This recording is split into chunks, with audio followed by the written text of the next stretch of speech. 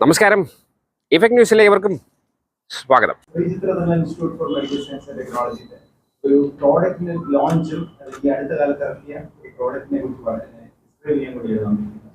നിങ്ങൾക്ക് എല്ലാവർക്കും അറിയാം, സ്പേസുകൾ റിസർച്ച് ആൻഡ് ഡെവലപ്മെന്റ് മാത്രമല്ല, അത് ട്രാൻസ്ലേറ്റ് ചെയ്യുന്ന, അത് പൊതുജനങ്ങൾക്ക് ഉപയോഗപ്പെടുത്താനുള്ള മെറ്റീരിയലായിട്ട് മാർക്കറ്റിൽ തന്നെ ഒരു ആവശ്യകതയാണ്.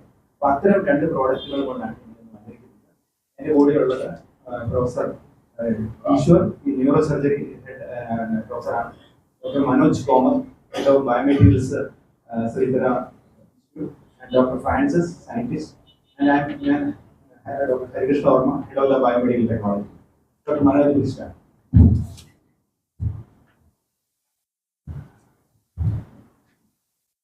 നമസ്കാരം. ഞാൻ ആദ്യമായിട്ട് പരിചയപ്പെടുത്താൻ പ്രത്യേകിച്ച് സ്പീച്ചിനെ പറ്റിയിട്ട് SCT പരിചയപ്പെടുത്തേണ്ട ആവശ്യമില്ല. എനിക്കറിയാം, കാര്യമായിട്ട് ആശുപത്രിയാണ്. പക്ഷെ അതിനേക്കാളുപരി ദേശീയ തലത്തിൽ അറിയപ്പെടുന്നത് മെഡിക്കൽ ഗവേഷണത്തിന്റെ ഒരു പശ്ചാത്തലം ഉണ്ടാവും. നമ്മൾ വളരെ സജീവമായിട്ട് രാജ്യത്ത് മെഡിക്കൽ ഗവേഷണം ചെയ്യുന്ന സ്ഥാപനങ്ങളൊക്കെയാണ്. ഇതിന് ഒരു സപ്പോർട്ട് തരുന്നത് നമ്മുടെ പാരന്റ് ഡിപ്പാർട്ട്മെന്റ് കേന്ദ്ര ശാസ്ത്ര സാങ്കേതിക വകുപ്പ് DST ആണ്. DST ഓട്ടോണമസ് ഇൻസ്റ്റിറ്റ്യൂട്ട് ആണ്. അതില് ഡിപ്പാർട്ട്മെന്റ് സയൻസിൽ ഏറ്റവും അധികം പ്രൊമോട്ട് ചെയ്യുന്ന നമ്മുടെ ബയോമെഡിക്കൽ ഗവേഷണം. അത് ചെയ്യാനുള്ള ഒരു സെന്റർ നമുക്കുണ്ട്. ബയോമെഡിക്കൽ അവിടെ ഇംപ്ലാന്റുകളും ഡിവൈസുകളും ചികിത്സക്കാവശ്യമായ ഡിവൈസുകളും ആഗോള നിലവാരത്തിലുള്ളവ വികസിപ്പിച്ചെടുക്കുകയാണ് നമ്മുടെ ദൗത്യം.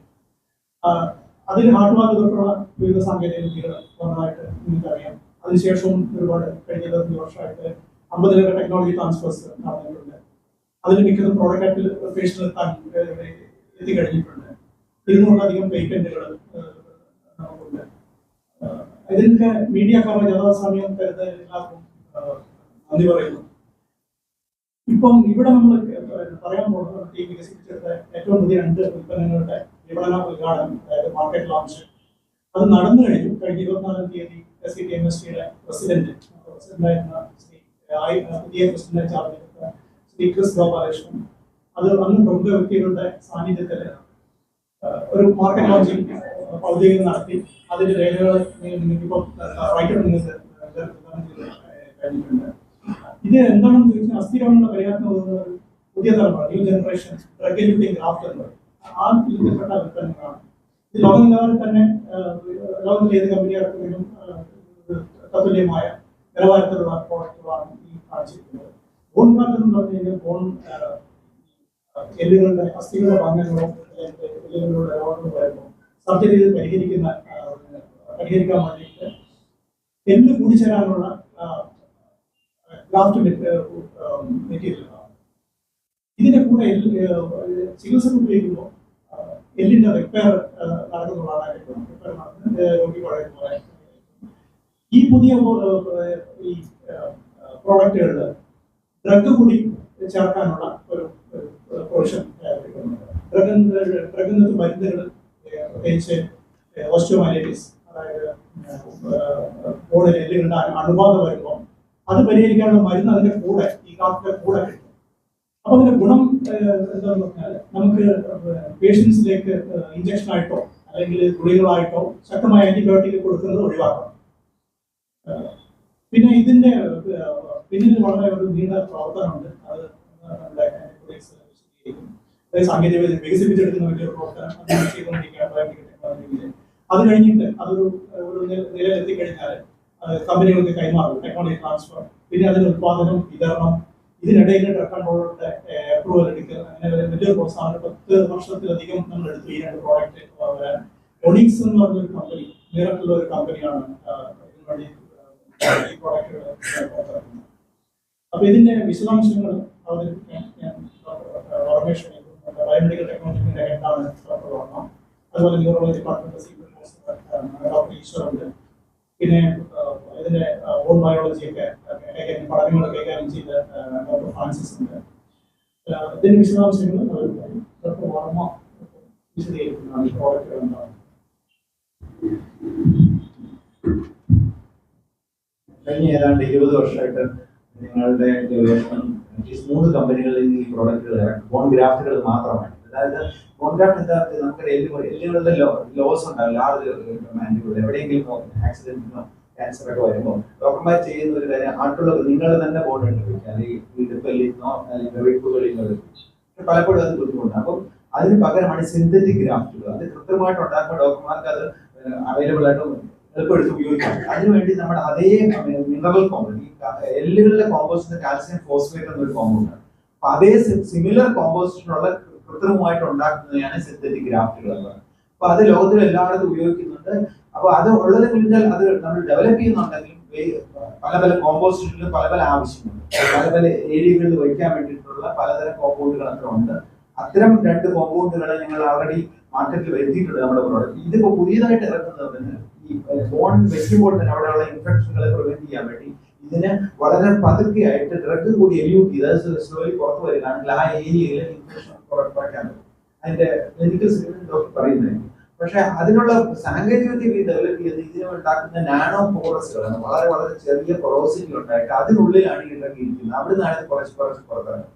അപ്പൊ അങ്ങനെയുള്ള ആ സാങ്കേതിക വിദ്യ ഞങ്ങൾ അതിനുവേണ്ടി പേറ്റന്റ് എടുത്തിട്ടുണ്ട്. ഇന്ത്യയിലെ പേറ്റന്റുകൾ നമ്മൾ രജിസ്റ്റർ ചെയ്തിട്ടുണ്ട്. അതിനുശേഷമാണ് നമ്മുടെ ഒരു കമ്പനിയാണ്, ബിക്കോസ് നമ്മളൊരു ഗവൺമെന്റ് സ്ഥാപനമാണ്, ഞങ്ങൾക്ക് മാർക്കറ്റ് ചെയ്യാൻ പറ്റില്ല. അപ്പൊ നമുക്ക് അതിനുള്ള കമ്പനികൾ വന്നിട്ട് ആ കമ്പനികളാണ് പിന്നെ റെഗുലേറ്ററി പ്രോസസ്. അത് വലിയ പ്രോസസ്സാണ്. നമ്മൾ CDSCO എന്ന് പറയും, നമ്മുടെ സെൻട്രൽ സ്റ്റാൻഡേർഡ് ഓർഗനൈസേഷന്റെ ഭാഗമാണ്. അവരാണ് അത് ശരിക്കും അപ്രൂവൽ കൊടുക്കുന്നത്, ഇതെല്ലാം സേഫ് ആണ്. അപ്പൊ ഈ ഉള്ള ഡോക്യുമെന്റ് അന്ന് വരെ ചെയ്തിട്ടുള്ള നമ്മുടെ സെല്ലുകളിൽ ആനിമൽ ലെവലിൽ ഹ്യൂമൻ ട്രയൽസ് ഇതെല്ലാം നോക്കിയിട്ട് മാത്രമേ അത് പിന്നെ അപ്രൂവൽ കൊടുത്തിട്ടുള്ളൂ മാർക്കറ്റ് ചെയ്യാൻ. അതിന് സേഫ്റ്റി വാല്യുവേഷൻ.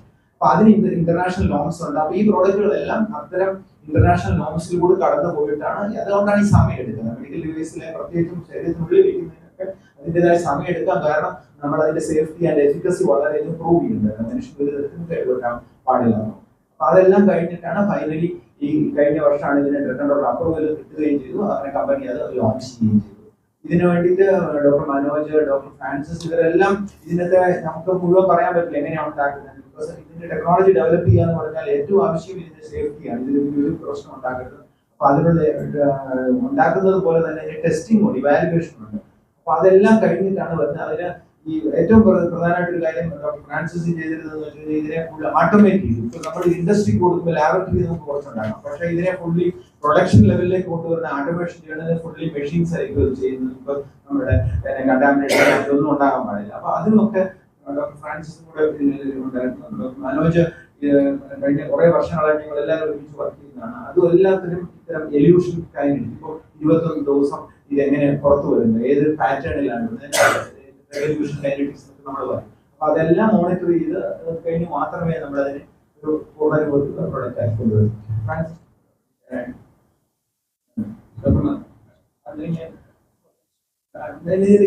ക്ലിനിക്കൽ സിറ്റി നിങ്ങൾ ഏറ്റവും കൂടുതൽ ആഗ്രഹിക്കുന്നത് അതാണ് ഡോക്ടർ. അസ്ഥികളുടെ അണുബാധയുടെ സവിശേഷത അവിടെ ആന്റിബയോട്ടിക്കുകൾ പലപ്പോഴും സാധാരണ ആന്റിബയോട്ടിക് കൊടുക്കുന്നത് വായിൽ കൂടിയോ അല്ലെങ്കിൽ IV ഇൻട്രാവീനസ് അല്ലെങ്കിൽ മസിൽ ഇൻട്രാവീനസ് ഈ റൂട്ടുകളിലൊക്കെ നമ്മൾ ആന്റിബയോട്ടിക് കൊടുത്താൽ അസ്ഥികളിൽ എത്താൻ ബുദ്ധിമുട്ടാണ്. എന്നാൽ അവിടെ രക്തപ്രവാഹം കുറവാണ്. അതുകൊണ്ട് തന്നെ ഒരു അണുബാധ അസ്ഥിയിൽ ഉണ്ടാവുകയാണെങ്കിൽ അത് സാധാരണ മറ്റു കയ്യിലോ കാലിലോ ഉണ്ടാകുന്നതിനേക്കാളും കൂടുതൽ സമയം എടുത്തേക്കുവാണ്. പലപ്പോഴും അത് ഒരു സ്മോൾഡറിങ് ഇൻഫെക്ഷൻ, പുകയുന്ന അണുബാധയായിട്ട് അത് തുടരുകയാണ് ചെയ്യുന്നത്. അപ്പൊ ഈ അവസ്ഥയിലാണ് നമ്മുടെ ഈ സെറാമിക് വീം, അതായത് ഒരു സ്ഥലത്ത് ഒരു അസ്ഥിയിൽ അണുബാധ ഉണ്ടാകുമ്പോൾ അവിടെ അണുക്കൾ ഇങ്ങനെ മൾട്ടിപ്ലൈ ചെയ്തുകൊണ്ടേയിരിക്കും. 1. 2, അവിടുത്തെ എല്ല് നശിപ്പിക്കരുത്. അപ്പൊ നമ്മുടെ ഈ പ്രോഡക്റ്റ് നമ്മൾ ഉണ്ടാക്കിയ ഈ നാനോപോറസ് ഗ്രാന്യൂൾസ് എന്ന് പറയുന്നത് അതിനുള്ളിൽ ആന്റിബയോട്ടിക് ചേർന്നു. ആ ആന്റിബയോട്ടിക് നമ്മുടെ ആ സ്ഥലത്ത് അണുബാധയുള്ള സ്ഥലത്ത് ഇത് നിക്ഷേപിക്കുന്നതുകൊണ്ട് അത് വളരെ പതുക്കെ ഒരു 3 ആഴ്ച കൊണ്ട് ആന്റിബയോട്ടിക് അതിൽ നിന്ന് പുറത്തു വരും. ഇതിൽ ചെറിയ ചെറിയ സുഷിരമാണ്. ഈ സുഷിരങ്ങളിലേക്ക് ആന്റിബയോട്ടിക് അയച്ചു. ഈ ആന്റിബയോട്ടിക് അണുബാധയുള്ള സ്ഥലത്ത് നിക്ഷേപിക്കുമ്പോൾ ഈ നാനോപോറസ് ഗ്രാന്യൂൾസ് നിക്ഷേപിക്കുമ്പോൾ അതിൽ നിന്നും 21 ദിവസത്തോളം ഇങ്ങനെ പതുക്കെ പുറത്തേക്ക് പ്രവേശിക്കും. അപ്പോൾ നമുക്ക് ഒരു മുറിവിൽ കൃത്യമായ സ്ഥലത്ത് തന്നെ വളരെ അധികം ഡോസ് ഓഫ് ആന്റിബയോട്ടിക് അവിടെ ലഭിക്കുന്നു. അതുമൂലം അണുബാധ നമുക്ക് തടഞ്ഞു നിർത്താൻ രണ്ടാമത്തെ കാര്യം എന്ന് വെച്ചാൽ ഈ അണുബാധ മൂലം നഷ്ടപ്പെട്ട എല്ല് നമ്മുടെ കൃത്രിമ എല്ല് കാരണം, അതുകൊണ്ട് അതിനെ കോമ്പൻസേറ്റ് ചെയ്യുക. ഇതാണ് നമ്മുടെ ഈ പ്രോഡക്റ്റിന്റെ ഏറ്റവും വലിയ സവിശേഷത. ഞങ്ങൾ ഇത് കുട്ടികളിലുള്ള അണുബാധയാണ് ആദ്യം പരീക്ഷിച്ചത്.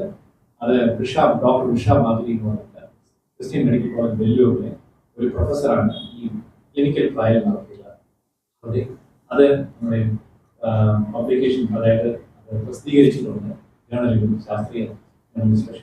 ശാസ്ത്രവുമായിട്ട് ബന്ധപ്പെട്ട എല്ലുമായിട്ടുള്ള ഓർത്തോപീഡിക് ജേണൽസ് പബ്ലിഷ് ചെയ്തിട്ടുണ്ട്. അപ്പോൾ നമുക്ക് മനസ്സിലാക്കുവാൻ കഴിയുന്നത് നമ്മുടെ ഈ ഫോറസ്റ്റ് ആനിമൽസ് റിപ്പോർട്ട് ഏകദേശം 21ഓളം ദിവസങ്ങൾ ഈ തൈകളിൽ നിന്നും ആന്റിബയോട്ടിക്കുകൾ പുറത്തേക്ക് പോകും.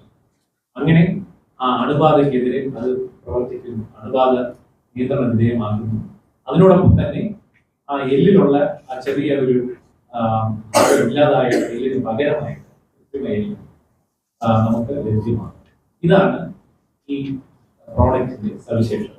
ഇതിനു മുമ്പ് തന്നെ ഈ ലാബിൽ നിന്നും 2-3 പ്രോഡക്റ്റുകൾ ഇറങ്ങിയിട്ടുണ്ട്. ഒന്ന് തലച്ചോറിലെ അസ്ഥികളിൽ ഉണ്ടാകുന്ന ദ്വാരങ്ങൾ അടയ്ക്കാനുള്ള പ്രോഡക്റ്റ് ഓൾറെഡി ടീം പ്രൊഡ്യൂസ് ചെയ്തിട്ടുണ്ട്. പിന്നെ നമ്മുടെ മൂക്കിനുള്ളിൽ കൂടി തലച്ചോറിൽ പ്രവേശിച്ച് ശസ്ത്രക്രിയ നടത്തുമ്പോൾ അത് അടയ്ക്കുവാനുള്ള ഒരു ഗ്രന്ഥികളിലുള്ള ശസ്ത്രക്രിയ മൂക്കിൽ കൂടെ തലച്ചോറിനുള്ളിൽ പോയാണ് ചെയ്യുന്നത്. അത് കഴിയുമ്പോൾ അത് അടയ്ക്കുവാനുള്ള ഒരു ഹൈഡ്രോക്സി എപ്പറ്റൈറ്റ്. ഈ ഹൈഡ്രോക്സി എപ്പറ്റൈറ്റിന്റെ സവിശേഷത എന്നാൽ അതിലുള്ള കാൽഷ്യം ഫോസ്ഫറസ് റേഷ്യോ നമ്മുടെ മനുഷ്യരിലുള്ള എല്ലിനെ പോലെ തന്നെ. അപ്പൊ അതുകൊണ്ട് തന്നെ ഇത് ചുറ്റുമുള്ള എല്ലുമായിട്ട് ചേർന്ന് പോകാൻ അതിന് അതിന് സാധ്യമാണ്. അതായത് ചെറിയ ഫോറസ്റ്റ് നാനോ ഫോറസ്റ്റ് ഗ്രാനുൾസ് വരും ഉണ്ടാവുമ്പോൾ അതിനുള്ളിൽ കൊളാജനും ഫൈബറും വളരുന്നു. അങ്ങനെ അത് നമ്മുടെ എല്ലുമായിട്ട് ഒത്തുചേരുന്നു. അങ്ങനെ അതിന് കൃത്രിമത്വം ഒന്നുമില്ലാതെ അതുമായിട്ട് ഒത്തുചേരുകയും പുതിയ ഒരു എല്ല് അവിടെ ഉണ്ടാവുകയും ചെയ്യും. അങ്ങനെയാണ് നമ്മുടെ ഈ അസ്ഥികളിൽ ഉണ്ടാവുന്ന അഭാവമുള്ള ഭാഗങ്ങൾ, അതായത് എവിടെയൊക്കെയാണോ അസ്ഥികൾ ഇല്ലാത്തത് ആ ഭാഗത്ത് ഇത് വെക്കുന്നത് വഴി ആ ഗ്യാപ്പ് അത് ഫിൽ ചെയ്യാനുള്ളത്. ഇതാണ് ഈ പ്രോഡക്റ്റിന്റെ സവിശേഷത.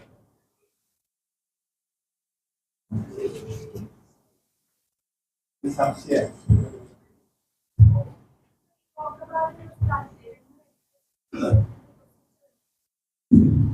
അതൊരു ശസ്ത്രക്രിയ നടത്തി വേണം അതിനകത്ത് നിക്ഷേപിക്കാൻ. ഞങ്ങൾ എക്സ്റേയുടെ സഹായത്തോടുകൂടി ചെയ്യുവാനും ഒരു ട്രയൽ നടത്തുന്നുണ്ട്. അതായത് വലിയൊരു ശസ്ത്രക്രിയ ചെയ്യാതെ എക്സ്റേയുടെ ഗൈഡൻസോടുകൂടി അവിടെ നിക്ഷേപിക്കാൻ ഒരു സൂചിയിലൂടെ. പറഞ്ഞ പോലെ ഇൻജെക്റ്റബിൾ ഫോമില്, അതായത് ജെൽ ഫോമില് അങ്ങനെയുള്ള ഗവേഷണം നടന്നുകൊണ്ടിരിക്കും. ഇതെല്ലാം ഇവാലുവേഷൻ കഴിഞ്ഞു കഴിഞ്ഞാൽ മാത്രമേ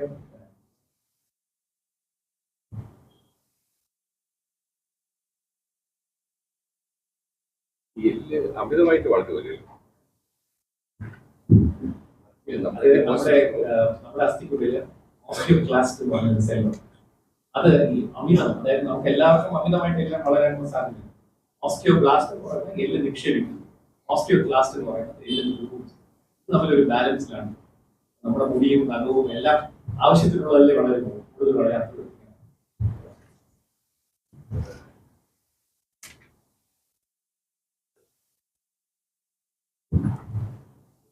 Thank you very much.